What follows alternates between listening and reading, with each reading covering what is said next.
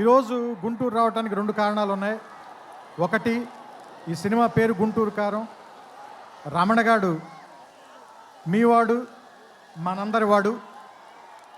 So అందుకని మీ అందరి మధ్యలోని function చేయాలని ఆయన ఇక్కడికి చాలా షూటింగ్లో విపరీతంగా అలసిపోయిన తర్వాత కూడా వాంటెడ్గా గుంటూరు ప్రజలను కలవటానికి వచ్చారు.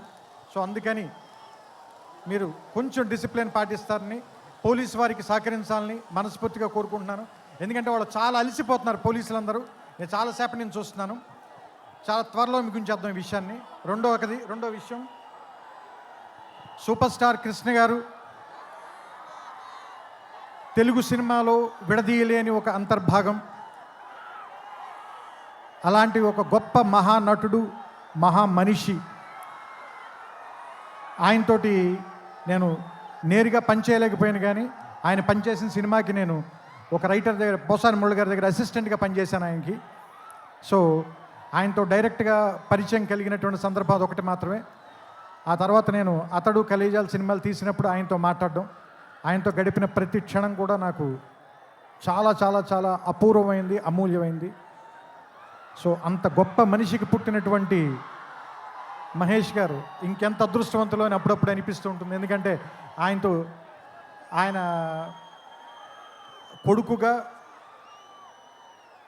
ఆయన్ని ఒక్కొక్కసారి నాకు అనిపిస్తుంది, ఆయన వెంచర్ చేయలేని సినిమాలు అన్నిటినీ వెంచర్ చేయటానికి, ఎక్కువ అడ్వెంచర్ చేయడానికి రెడీగా ఉండేటువంటి యాక్టర్ అనిపిస్తుంది ఆయన.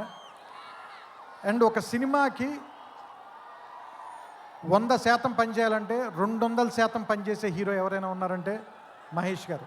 ఇది చెప్పడంలో మాత్రం తెలుగు ఇండస్ట్రీలో ఎవ్వరు కూడా వెనక్కి తిరిగి చూడరు ఈ మాట చెప్పడానికి, ఎవరు కూడా. అండ్ నేను అతడు పనిచేసినప్పుడు ఎలా ఉన్నారో, కలేజా పనిచేసినప్పుడు ఎలా ఉన్నారో, ఈరోజు కూడా అలాగే ఉన్నారు. అంటే 25 సంవత్సరాలని మీరు అంటున్నారు, కానీ నాకైతే ఒక 2-3 సంవత్సరాలు కానీ క్రితమే ఇంట్రడ్యూస్ అయినటువంటి హీరోలాగానే అనిపిస్తున్నారు. చూడ్డానికి అంత ఎంగగా ఉన్నారు, మనసులోనూ అంత ఎంగగా ఉన్నారు, పర్ఫార్మెన్స్లో కూడా అంత నూతనంగా, అంత యవ్వనంగానే ఉన్నారు.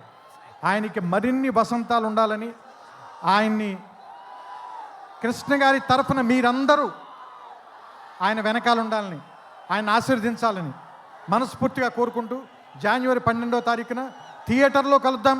ఈ సంక్రాంతిని చాలా గొప్పగా జరుపుకుందాం, ఆనందంగా జరుపుకుందాం, రమణ గారితో కలిసి జరుపుకుందాం. థ్యాంక్ యూ, నమస్కారం.